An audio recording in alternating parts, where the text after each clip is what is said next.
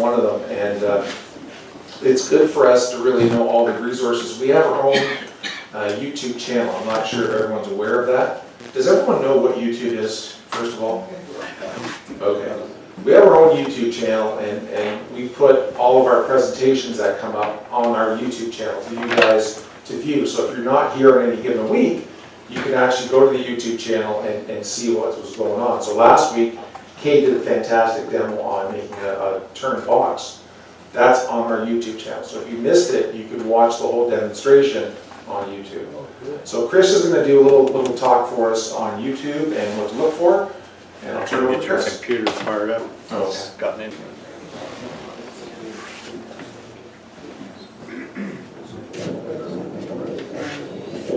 So I wasn't looking when Rob asked a question about who's using YouTube. Everybody familiar uses YouTube a lot? No? Some yes, some no. This is fairly generic. Just go to the next slide, we can just do that. Just grab the presentation over here. So you can get it to go. Let it go back. There you go. So YouTube's mission, right? Their position is we believe everyone deserves to have a voice, and the world is a better place when we listen, share, build community through our stories. And that's what we are as a club. We share stories with each other, looking for ideas and concepts. We show each other our projects. We learn from them. We take those home and we amplify that into our work, and it comes full circle back around. The YouTube itself allows users to upload, view, rate, share. You can add to your favorites. You can report. You can comment on the videos. You can subscribe to the video. So they're the enabler of it. It offers a wide variety of user-generated and corporate media videos. So there's a lot of corporate stuff out there, which is not a bad thing. Because if you need to find out some information about Minwax, they have a lot of videos about how to apply their Minwax products. And you know, it's out there. They know that the medium they can get to you. They want you to buy their product, but they also want you to know how to apply it properly. So there's information, and that's the key. And most of the content in YouTube is uploaded by individuals, such as ourselves. There are a lot of people in woodworking communities that upload. We upload our own videos for the club. But there's other people who do it as individuals just to show off what they've been able to do. Go next slide. So the advantages. Lots of information on just about any subject you'd like. Type it in and away you go. It enables the user to learn from others. They've been there, they've done that. You can learn from their mistakes. And it's a great tool to research on how to design, build, and make stuff. If you don't know how to make it, somebody will show you how to make it. Someone will also show you how not to make it, just by watching them and seeing what they're doing. Next slide. Biggest disadvantage, anybody can upload a YouTube video. So you get what you pay for. It's free, it's not always guaranteed to be perfect. So the video that you think you're going to get, or the information you're looking for, isn't always there. There's no guarantee you're going to get the information. Many sites demonstrate the process, but they provide you little detail, the size of the wood that you're turning. They'll just say, I've got this piece of wood, they throw it in the lathe and they turn it. Or I have this piece and I made this wonderful product, but they don't give you the detail that I'm always looking for. How big, how thick, how long, you know, what type of wood. Anything spectacular you have to know in order to make it proper. Some sites are just look what I can do, and for the added benefit they throw in some crap music. So they don't tell you anything, it's just a video of them doing what they do and some music that they've selected in the background. Now still you can watch that and it has some advantages, but you know, I'm more of a type of tell me the information, give me some ideas and detail. Some are very long-winded. If you go to the Gwinnett Club, every one of their videos is an hour and 35 minutes long. I think that's their target video. So there's a lot of conversation going on there. They're good videos. They do have the detail, but it takes a while to plow through it. It's not going to be a 10-second quick, hi, how are you? This is how you do it. Go away and don't bother me anymore. It's a long-winded process. Next slide. So why bother? You know, I always took a look at it. It's worthwhile to see both the good and the bad. There's always some little detail that's out there that I wasn't aware of. I certainly don't profess to be the expert. And I certainly don't think you guys expect to be the experts either. But each one of us brings to the table some little piece that helps us get better.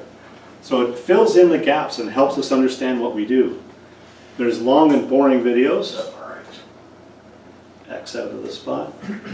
The advantage, of course, if it's long or boring, you can use the fast forward button on your YouTube and skip through it all.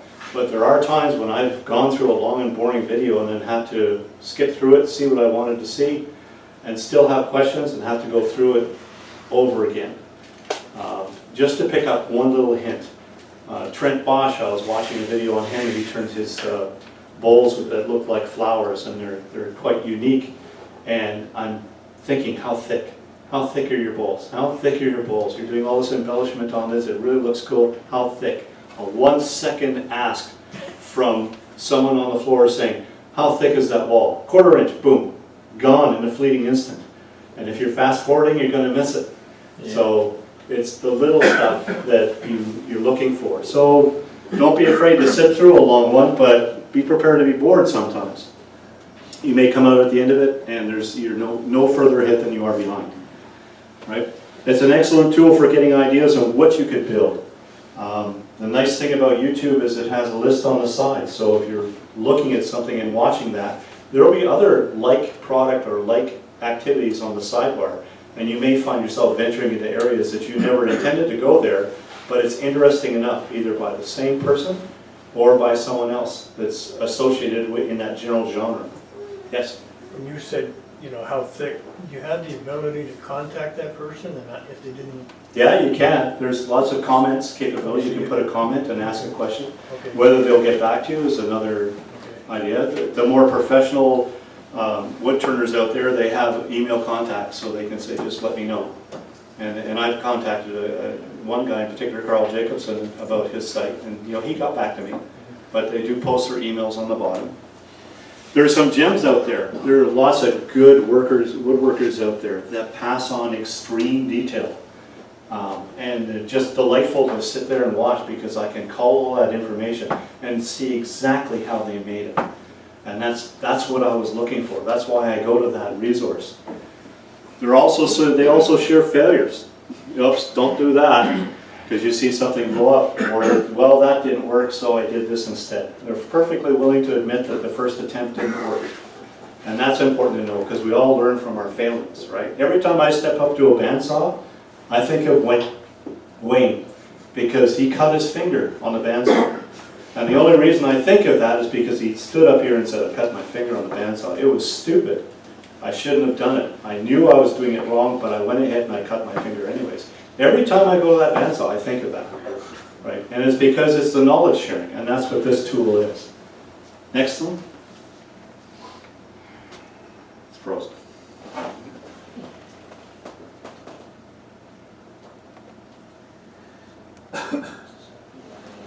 So, where to go? You can type in a subject and take your chances. It's always fun. You never know what's going to pop up and tweak your interest in another direction. Type in the wrong particular set of letters and you may get somewhere where you really don't want to go. And you want to delete it out of your history. So the wife doesn't catch you looking at stuff like that. So again, you take your chances. You can subscribe to a specific channel, in which case the person is set up, you can subscribe to them, so whenever they post a new video, you'll get an email and say, hey, this new video come up. Careful who you lend your computer to, because my grandson gets on my computer and next thing you know I've got gaming sites sending me emails telling me to send your gaming. Yeah? Chris, when you subscribe, do you have to pay, or No. You're just on their list now? You're just saying, hey, I'm interested in what you do. Next time you post, send me an automatic email. And it's an automatic email. It's not a personal email where the person has to look at his list and send you something. YouTube provides that. They just say, you post a new video, we're going to let all the guys know that subscribe to you. And some of these guys have 40,000 subscribers and 50,000 subscribers. It's not unusual to get that quantity. If you're really producing good product, then people are going to gravitate to you. And you see that when the subscription comes up. There's some sites you go to and there's no subscribe button.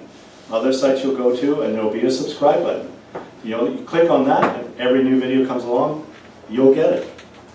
I don't think there is a paid site for YouTube. I haven't seen one yet. for YouTube? Is there paid sites?